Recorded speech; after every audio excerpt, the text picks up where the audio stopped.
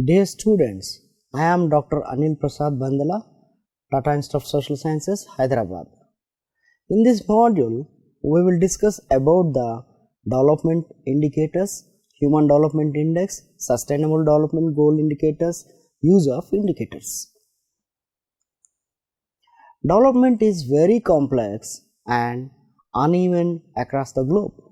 Many countries are still unable to meet and access the services due to some systemic and policy constraints. The people of these countries are need to face lot of challenges from external and internal. The richest countries with the highest per capita incomes are referred to by the United Nations as developed countries. These include the United Nations, Canada, most of the countries of Western Europe, South Africa, Australia, New Zealand, Japan, and a few others. The poorer states are referred to by the UN as the developing countries and include a diverse set of nations, some such as Vietnam, Argentina, and China are growing very rapidly, while others such as Haiti, Rwanda, and Sierra Leone are actually experiencing negative growth rates of real per capita income. Between these two is another group of nations called the newly industrialized countries. They include South Korea, Singapore, Hong Kong, and Taiwan. These countries grew rapidly in the 4 decades after 1960 and typically have per capita income close to 50% of those found in developed nations. While we are discussing about the developed and developing countries, we need to consider the characteristics of those countries. The low standard of living of the mass of the population in developing countries is signaled out as the key issue in development. The development of per capita income over time and the factors that influence economic development or stagnation are important topics in this module. However, the interplay between economic and non-economic factors is of great importance of our understanding of dynamics of socio-economic development. In discussions of development issues, two general approaches can be distinguished. One is the fight against poverty. This approach focuses on the problems of widespread poverty, hunger, and misery in developing countries, and on the question of what can be done in order to realize improvements of situation in short term. Such countries will face poverty and the people are the country are very problematic and they will undergo lot of problems like hunger and misery. In those countries, agriculture is also one of the biggest factor to provide job opportunities. Moreover, these people derive primary income from agriculture. In those countries, in like developing countries, what happens? The agriculture depends on monsoon. If monsoon fails, the agriculture fails. It is interlinked with monsoon, so that these people will face hunger problems. Next point is the analysis of long-term economic and social development. This approach concentrates on comparing developments in different countries, regions, and historical periods in order to gain a better understanding of the factors that have long-term effects on the dynamics of socio-economic development. Across the globe, the most serious problems facing the world today, water and food supply crisis, extreme volatility in energy and food prices, rising greenhouse gases, severe income disparity, chronic physical imbalances, and terrorism. The developing countries are unable to handle and most vulnerable to all of these risks. UNDP introduced Human Development Index in 1990, covers three dimensions. It evaluates the average improvement in an nation or region in basic three aspects of human development: a long and healthy life, access to knowledge, and decent standard of living. The HDI is the geometric mean of normalized indices measuring the improvements in each aspect. According to Malthus, if there were no checks on population growth, then population would increase at geometric rate, but at the same time, due to diminishing returns, food supplies can increase only at arithmetic rate, because each member of population would have less land to work and its marginal production would start to decline. But this prediction missed empirical support. The modern economic growth is associated with rapid technological progress in the form of scientific, technological, and social innovations. Human Development Index. A Human Development Index covers three dimensions. These dimensions include average achievements in health, education, and income. The average achievements are measured through three indices: health index, education index, and income index. HDI is composite index which combines these three indices with equal weightage. UNDP, United Nations Development Program, has been reporting human development indicator for a large number of countries since 1990 at annual basis. This index focuses in the three basic dimensions mentioned above using four basic indicators: life expectancy at birth as a proxy measure of a population's health and longevity, adult literacy rate and combined gross enrollment ratio as measure of knowledge and education. Finally, GDP per capita at purchasing power parity as a measure of decent standard of living. HDI was then one of the first indicators to challenge the supremacy of GDP and has become widely referenced and used. The basic use of HDI is to rank countries, regions, or territories by level of human development: low, medium, and high. Final list of proposed sustainable development goals. Sustainable development goal indicators should be disaggregated where relevant by income, sex, age, race, ethnicity, migratory status, disability, and geographic location or other characteristics in accordance with the fundamental principles of official statistics. It is approved by General Assembly resolution in United Nations. Goal 1: End poverty in all its forms everywhere. Goal 2: End hunger, achieve food security and improved nutrition and promote sustainable agriculture. Ensure health lives and promote well-being for all at all ages. Goal 4: Ensure inclusive and equitable quality education and promote lifelong learning opportunities for all. Achieve gender equality and empower all women and girls. Goal 6.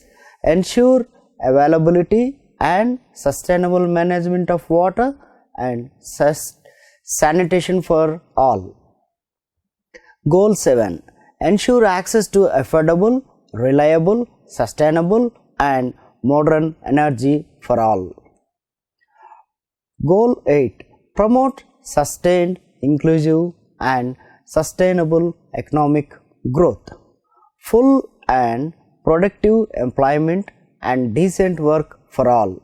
Goal 9.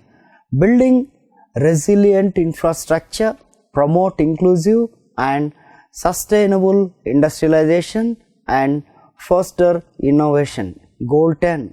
Reduce inequality within and among countries, make cities and human settlements inclusive, safe, resilient and sustainable. This is the goal 11. And goal 12 is ensure sustainable consumption and production patterns. Goal 13. Take urgent action to combat climate change and its impacts. Goal 14.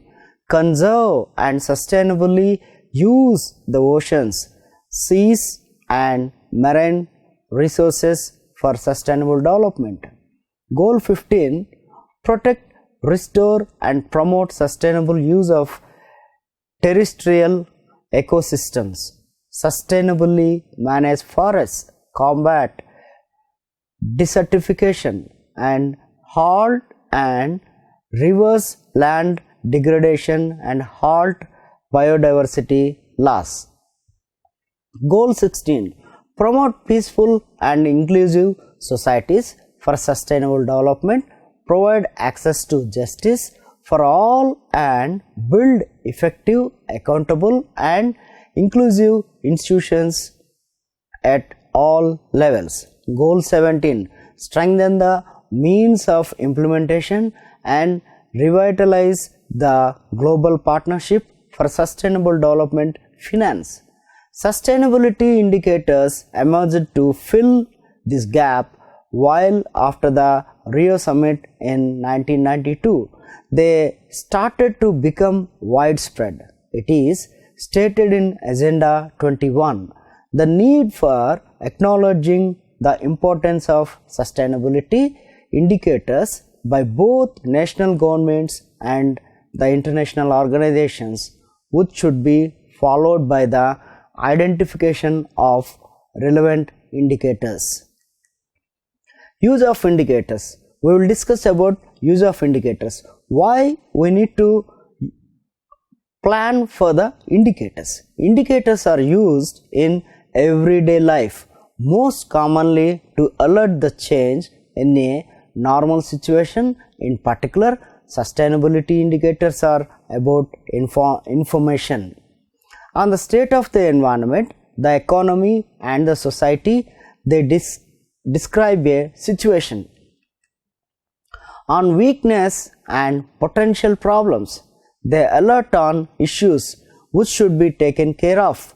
This will help us and help international, national and local organizations to concentrate on where they are weak and where they are potential, and how can we address the potential problems, how can we help the people with the services, how can we help the people with the welfare activities. It can be useful to monitor, so that indicators are very important. And performance of actions and policy taken, they are performance assumption tools which check how successful have been developmental and policy choices made, and eventually how well humans are doing on their way to sustainable development. As a result of the above, it could be argued that indicators offer support in policy making. They are planning tools which help choose among alternative policies. Additionally, indicators help clarify objectives and set priorities. They are explanatory tools which contribute to the translation of the sustainability concept into practical terms. At large, we can see the indicators are how help to the individual, organization, nation or international bodies. Indicators will help directly to the users and end users. And through indicators, we can raise awareness among the public on sustainable development and necessary action to be taken. Through indicators, it will help identify data gaps and establish a conceptual framework for data collection. This will help us to collect data where we are lagging behind, how to manage the situation, how to address the problem, so that the indicator will guide us. Ideally, provide the link between the different components of sustainability, reflecting the significance of the dynamics developed in a complex system than a report of each component separately. The pressure state response framework.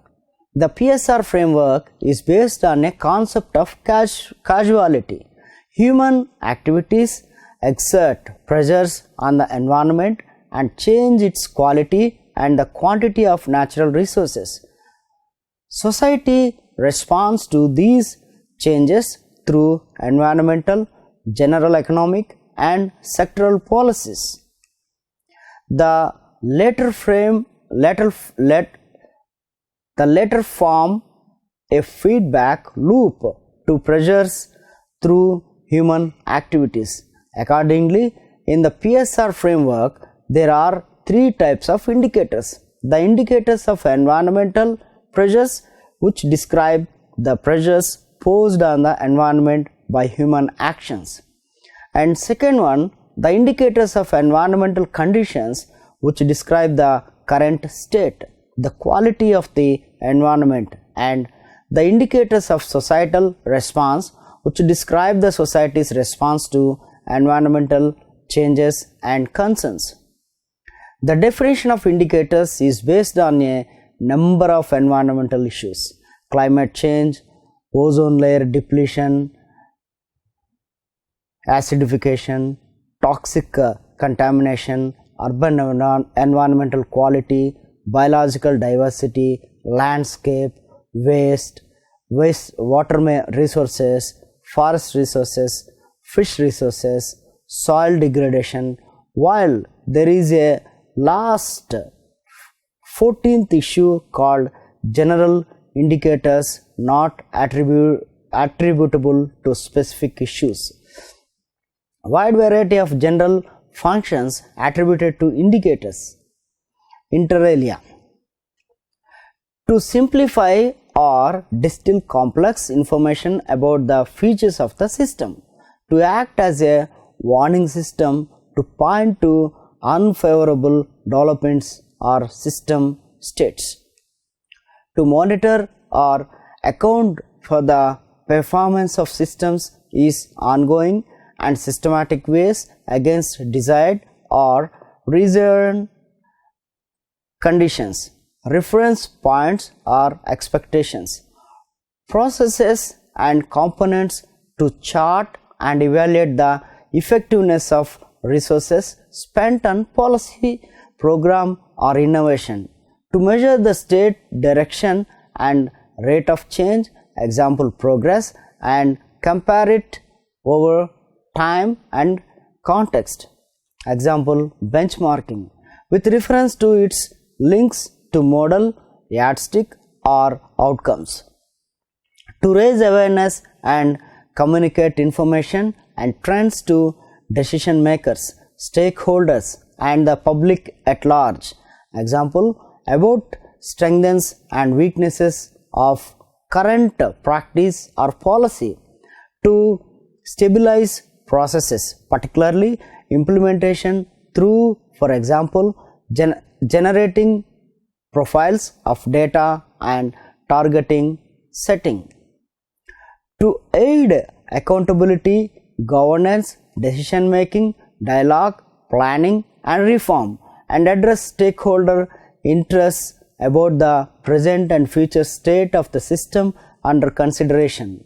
Although there are various international efforts on measuring sustainability, only few of them have an integral approach taking into account environmental, economic and social aspects.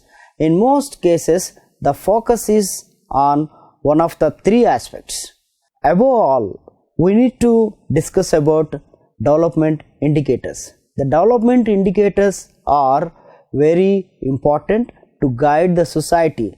At present, we can concentrate on undeveloped areas through development indicators. The development indicators will pave a way to choose the direction and policy making. The development indicators will help governments, national bodies to look after the development, where the development is not happen, where we need to develop, where we need to assist the people. These development indicators will guide each and everyone. The direction will comes from the indicators, and we need to look at external and internal determinants of development. As Roderick point out, factors that affect economic development can be classified using a two-tier approach. Based on a standard production function, inputs such as labor and physical and human capital directly affect per capita income. Much of the empirical cross-country growth literature has focused on these covariates, but the factors themselves are the product of deeper and more fundamental determinants and thus are at best proximate factors of economic development.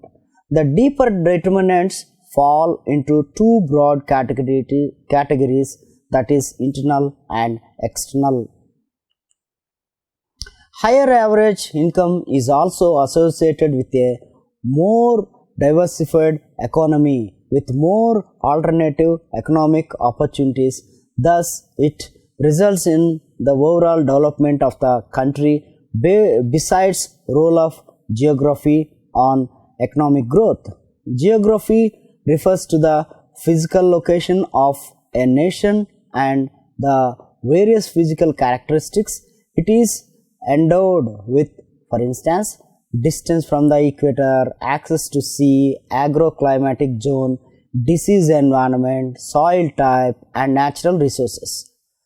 A country's size, access to sea and general topography can crucially affect transport costs and the extent of its integration with the world. Climate and soil affect the types of crops planted. Interestingly, geography may even contribute to the nature of a country's early institutions. In sum up, the total development is also linked with economic development. If we talk about sustainable development, the indicators we need to look at. These indicators are most important and help the institutions, persons and other organizations to look at all the things. Thank you.